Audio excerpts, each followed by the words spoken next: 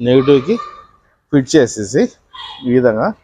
ఇది ఎలాగో ఈ కారు ఇంజిన్ స్టార్ట్ లేదు, కానీ ఆ కారుని మాత్రం ఇంజిన్ స్టార్ట్ చేయాలి.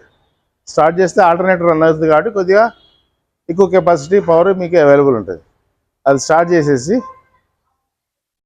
ఈ విధంగా కేబుల్ ఫిక్స్ చేసిన తర్వాత దీని బండిని స్టార్ట్ చేయండి. స్టార్ట్ అయిపోద్ది.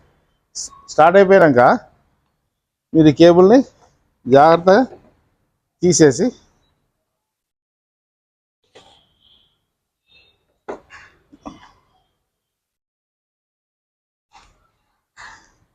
ఈ విధంగా తీసేసి పక్కన పెట్టేసండి. ఈ ప్రాసెస్లో కేబుల్స్ ఫిట్ చేస్తున్నప్పుడు మళ్ళీ ఒకసారి చెప్తున్నాను, ఏ విధంగా మిస్టేక్ చేయకుండా ఉండాలి.